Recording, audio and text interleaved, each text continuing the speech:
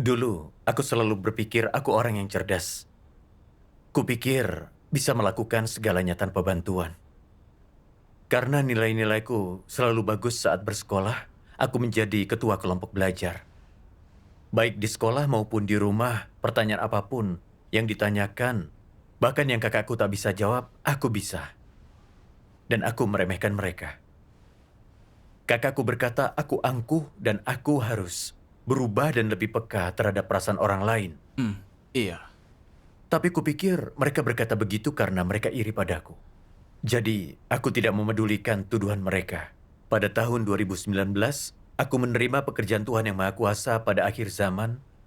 Lalu, aku mulai menyirami petobat baru. Saat itu, ada 3 saudari yang bekerja bersamaku.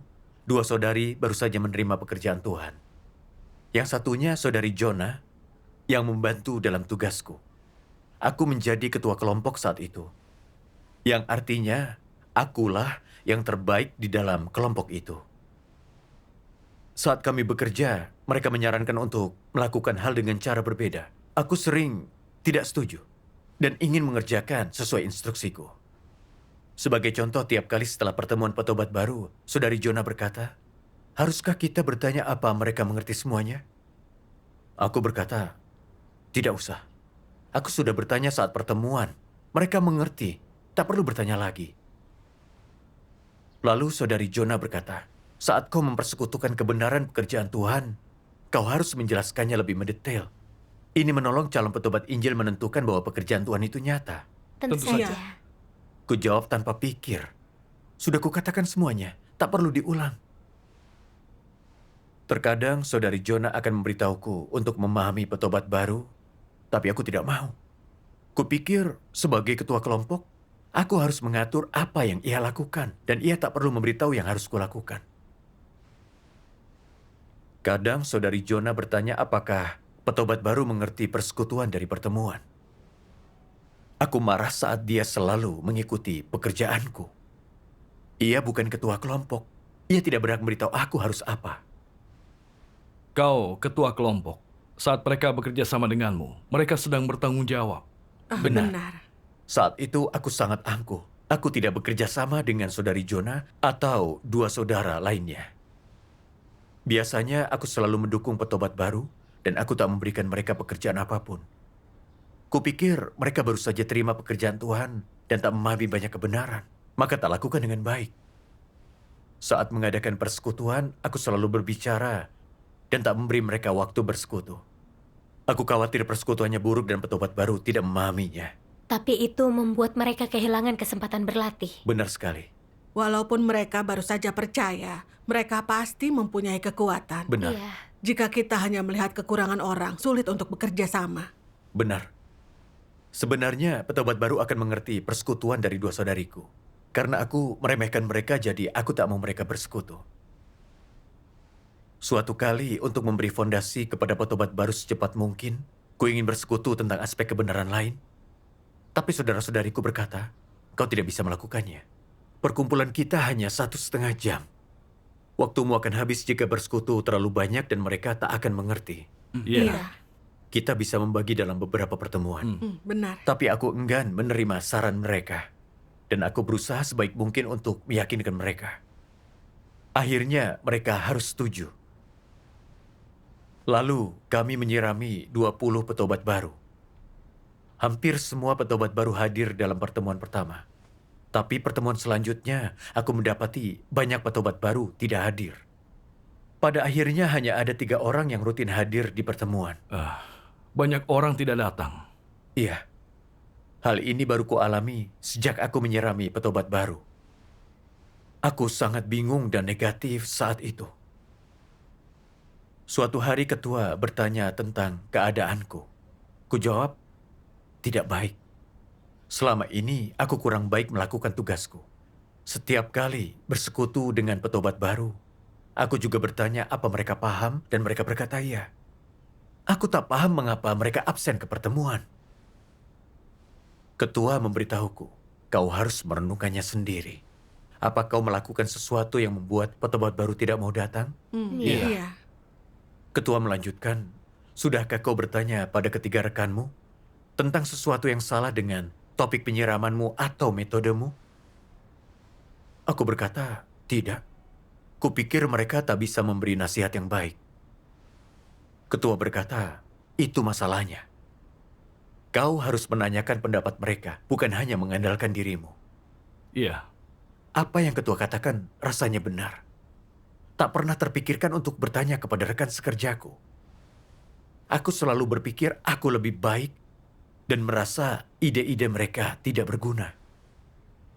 Lalu ketua memberiku ayat dari firman Tuhan. Akan kubacakan. Baiklah. Iya. Saat engkau bekerja sama untuk melaksanakan tugasmu, apa engkau mampu menerima pendapat yang berbeda? Mampukah engkau membiarkan orang lain berbicara? Aku sedikit mampu sekarang. Sebelumnya aku seringkali tidak mau mendengar saran saudara-saudari dan bersikeras melakukan semuanya dengan caraku. Baru kemudian setelah terbukti aku salah, aku sadar bahwa kebanyakan saran mereka itu benar. Bahwa itu adalah hasil diskusi semua orang yang sebenarnya sesuai. Bahwa pandanganku sendiri ternyata salah dan kurang. Setelah mengalami hal ini, aku sadar betapa pentingnya kerjasama yang harmonis itu. Amin. Apa yang bisa kita pahami dari hal ini? Setelah mengalaminya, apa engkau menerima manfaat dan memahami kebenaran? Apakah engkau menganggap setiap orang sempurna? Sekuat apapun orang, atau betapapun cakap dan berbakatnya mereka, mereka tetap saja tidak sempurna. Orang harus menyadari hal ini. Ini adalah fakta. Inilah juga sikap yang harus orang miliki terhadap kekuatan dan kelebihan atau kesalahan mereka. Inilah rasionalitas yang harus orang miliki. Dengan rasionalitas seperti itu, engkau dapat menangani kekuatan dan kelemahanmu, juga kekuatan dan kelemahan orang lain dengan tepat. Dan ini akan memampukanmu untuk bekerja sama secara harmonis. Iya. Jika engkau telah memahami aspek kebenaran ini dan dapat memasuki aspek kenyataan kebenaran ini, maka engkau dapat hidup bersama secara harmonis, memanfaatkan kelebihan mereka untuk mengimbangi kekuranganmu. Dengan demikian, apapun yang sedang kau lakukan, engkau akan selalu menjadi lebih baik dalam hal itu dan diberkati Tuhan. Jika engkau selalu berpikir engkau cukup baik dibandingkan dengan orang lain, dan selalu ingin menjadi penentu keputusan, ini akan merepotkan. Ini adalah masalah watak. Bukankah orang-orang seperti itu congkak dan sombong? Amin. Amin. Amin. Firman Tuhan menunjukkan masalahku. Firman Tuhan berkata, saat engkau bekerja sama untuk melaksanakan tugasmu, apa engkau mampu menerima pendapat yang berbeda? Mampukah engkau membiarkan orang lain berbicara? Saat kurenungkan pertanyaan Tuhan, kurefleksikan kerjasamaku dengan saudari saat itu. Aku menolak semua saran mereka. Bahkan jika pendapat mereka itu baik dan benar, aku selalu tidak setuju. Karena aku tidak mau dianggap tidak sebaik mereka. Aku pikir aku yang terbaik, hanya aku yang bisa memberi nasihat yang baik. Aku adalah ketua kelompok, sehingga mereka harus taat dan mendengarkanku, bukan sebaliknya. Firman Tuhan mengatakan bahwa setiap orang punya kekurangan dan perlu bantuan orang lain. Tapi aku selalu berpikir akulah yang terbaik, yang paling unggul. Bukankah ini keangkuhan? Iya. Benar. Iya. Aku tahu dari firman Tuhan bahwa Tuhan membenci orang seperti itu. Lalu kubaca bagian lain firman Tuhan. Iya. Boleh kubacakan? Tentu. Saat pekerjaan harus selalu diulang, masalah terbesar bukanlah karena kurangnya pengetahuan atau kurangnya pengalaman, tapi karena orang merasa diri benar, congkak, dan tidak bekerja secara harmonis, melainkan bersikap otokratik. Akibatnya, mereka mengacaukan segala hal. Tidak ada yang dicapai, dan semua waktu dan usaha terbuang sia-sia. Dan masalah yang paling menyedihkan dalam hal ini adalah watak rusak orang-orang. Ketika watak rusak mereka terlalu parah, mereka bukanlah orang baik, melainkan orang yang jahat. Watak orang jahat jauh lebih parah daripada watak rusak biasa. Orang jahat melakukan kejahatan dan mengacaukan pekerjaan gereja. Mereka melakukan tugas dengan buruk dan mengacaukannya. Pelayanan mereka tidak menguntungkan. Ada orang-orang yang tidak jahat, tapi mereka tidak melakukan tugas dengan baik karena watak rusak mereka. Singkatnya, watak rusak merupakan penghalang besar untuk melakukan tugas dengan baik. Aspek mana dari watak rusak orang yang menimbulkan dampak terbesar terhadap efektivitas tugas mereka? Kecongkakan dan sikap merasa diri benar. Dan apa perwujudan utama kecongkakan dan sikap merasa diri benar? Mengambil keputusan sendiri, melakukan hal dengan caramu, tidak mendengarkan saran, tidak berkonsultasi dengan orang lain, tidak bekerja sama secara harmonis, dan selalu ingin perkataannya dituruti.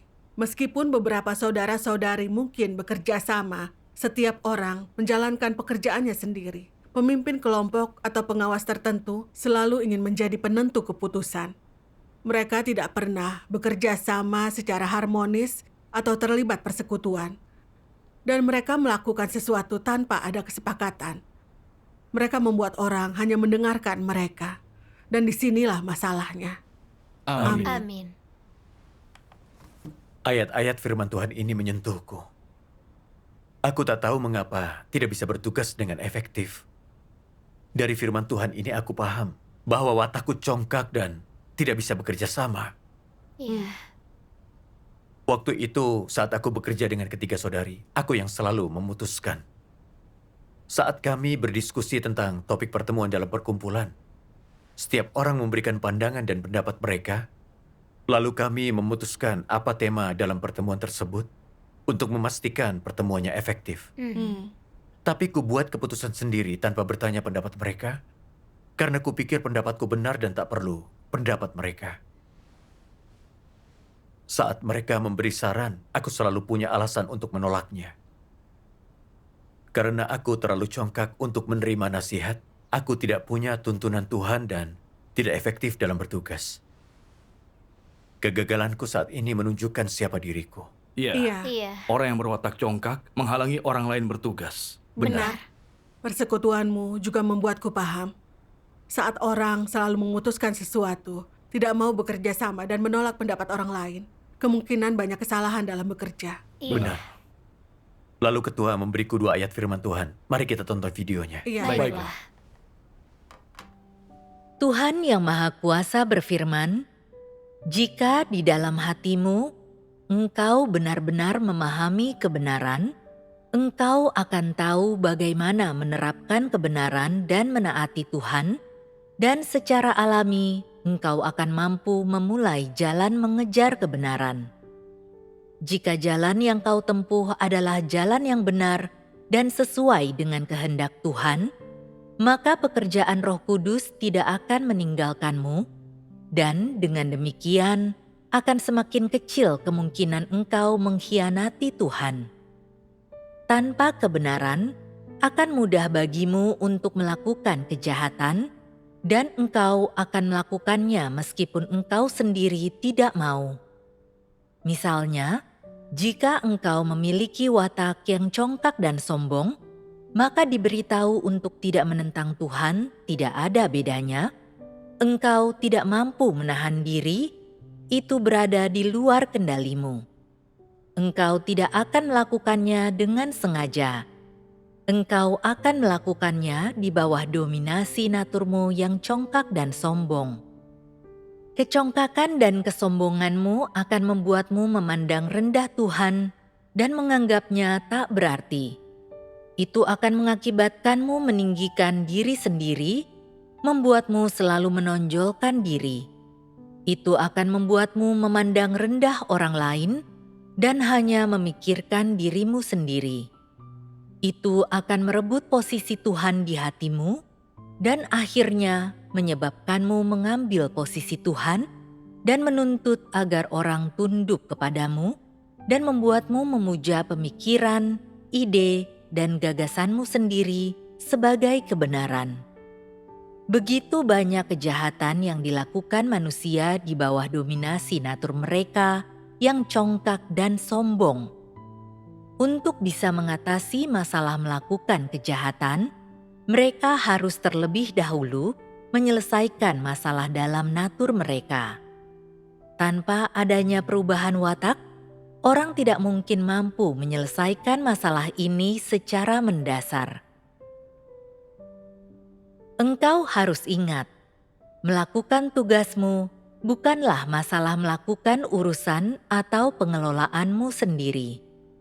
Ini bukanlah pekerjaan pribadimu, ini adalah pekerjaan gereja, dan engkau hanya menyumbangkan kekuatan yang kau miliki. Apa yang kau lakukan dalam pekerjaan pengelolaan Tuhan hanyalah sebagian kecil dari kerjasama manusia.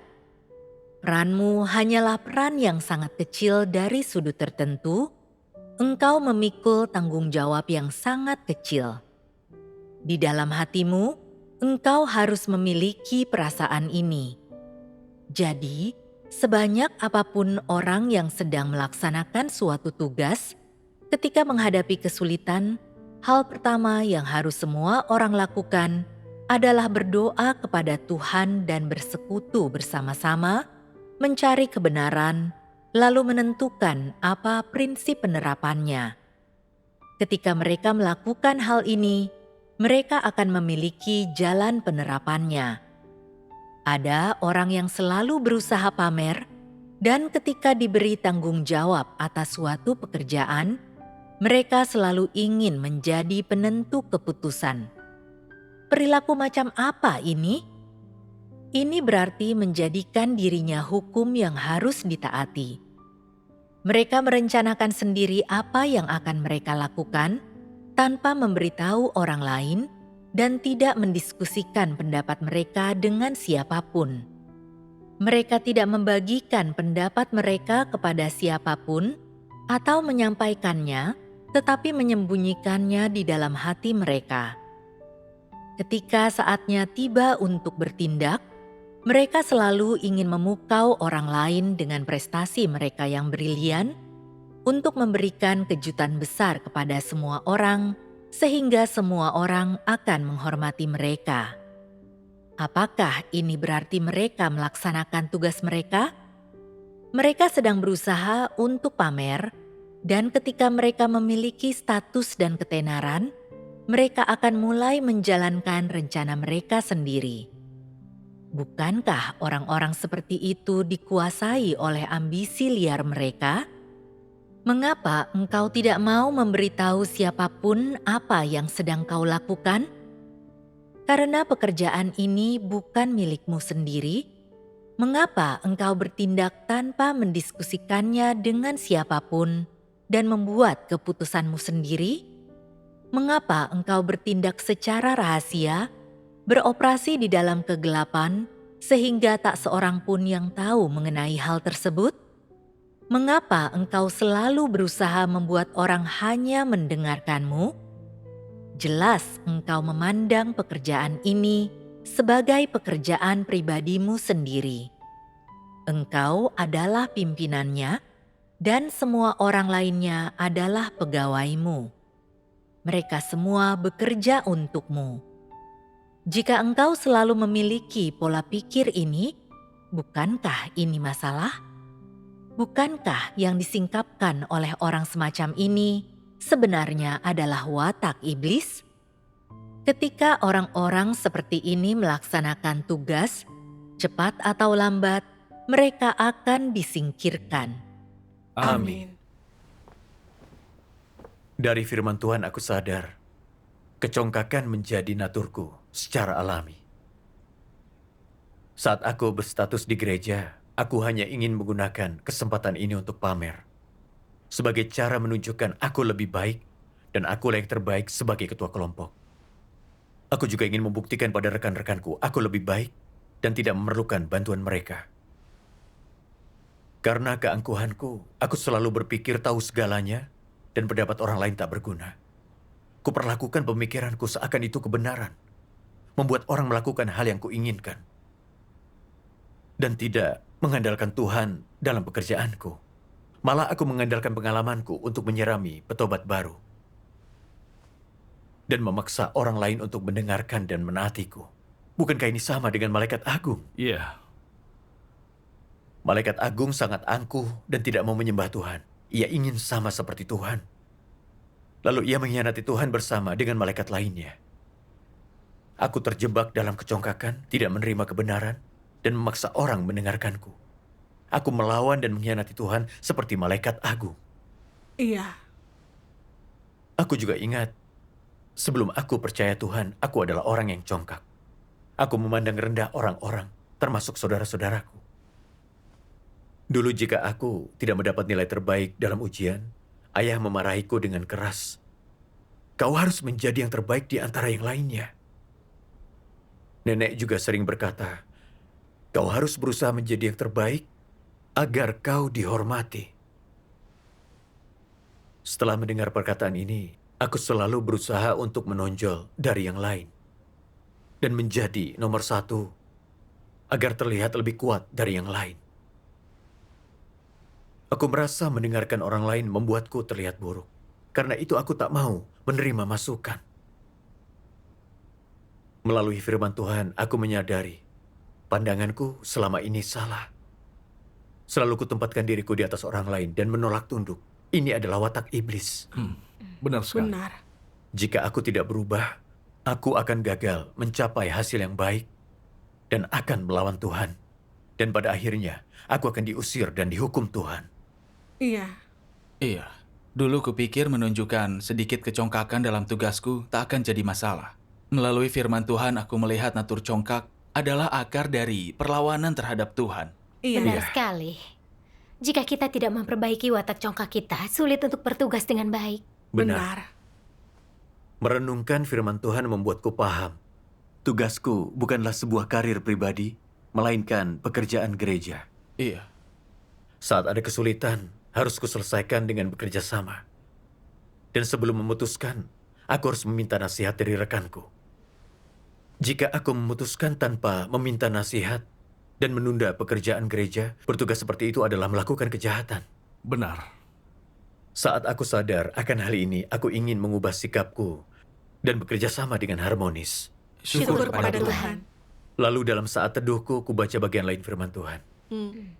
Menurutmu apakah bekerja sama itu sulit? Sebenarnya tidak sulit. Bahkan bisa dikatakan mudah. Namun mengapa orang masih merasa hal ini sulit? Karena mereka punya watak yang rusak. Bagi orang yang punya kemanusiaan, hati nurani, dan akal sehat, bekerja sama itu relatif mudah, dan mereka cenderung merasa ini hal yang menyenangkan. Karena tidak mudah bagi siapapun untuk menyelesaikan sesuatu sendirian, apapun bidang yang mereka geluti atau apapun yang mereka lakukan, selalu merupakan hal yang baik jika ada orang yang memberimu petunjuk dan menawarkan bantuan jauh lebih mudah daripada melakukannya sendirian. Selain itu, ada batas mengenai apa yang mampu orang capai dengan kualitas atau apa yang mampu mereka alami sendirian.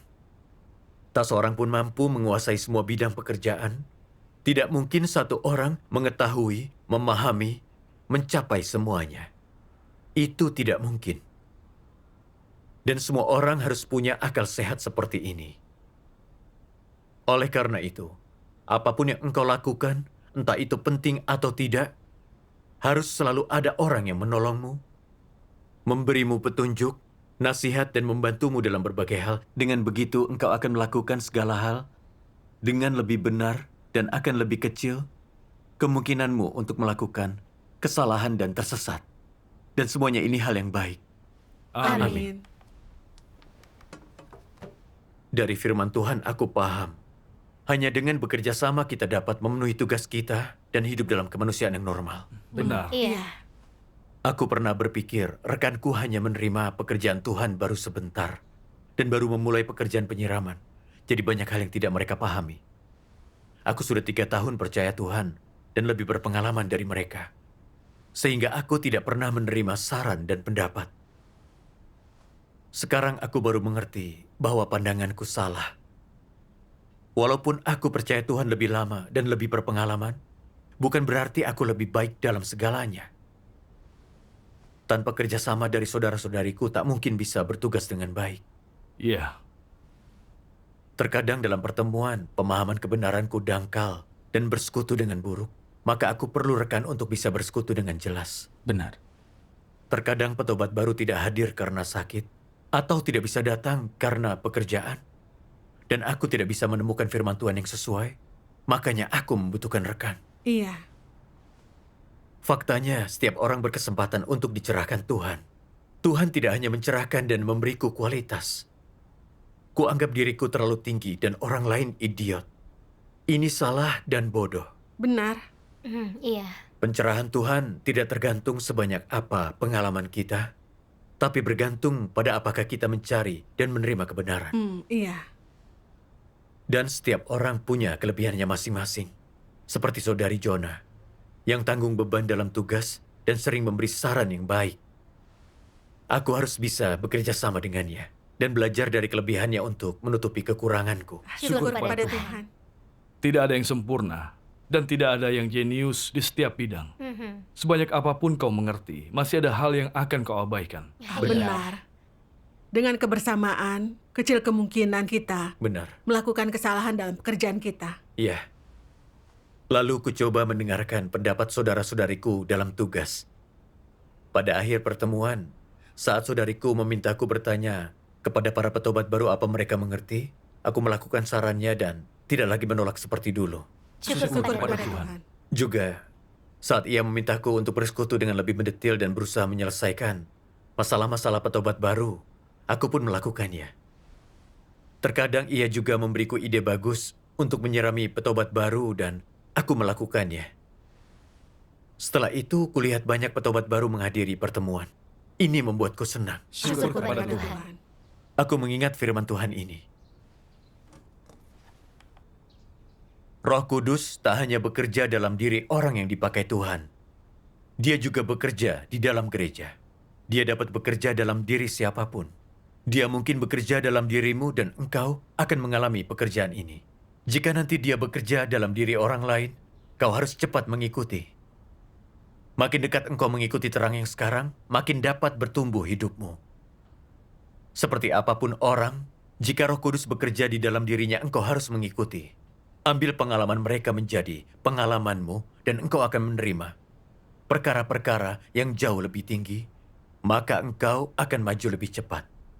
Inilah jalan penyempurnaan bagi manusia dan sarana pertumbuhan kehidupan. Amin. Amin. Amin. Firman Tuhan membuatku lebih mengerti. Aku tidak boleh congkak dan memaksakan caraku. Dan aku harus bekerja sama. Iya. Amin. Ini karena Roh Kudus menerangi dan menyinari setiap orang. Iya. Iya. Seberapa lama pun seseorang telah percaya Tuhan, selama yang mereka katakan sesuai kebenaran, kita harus menerimanya. Amin. Saat kita menolak mendengarkan, kita tak akan diberkati Tuhan dalam tugas kita. Iya. Benar. Pengalaman ini menunjukkanku betapa pentingnya bekerja sama dengan harmonis. Amin. Syukur Syukur kepada kepada Tuhan. Tuhan.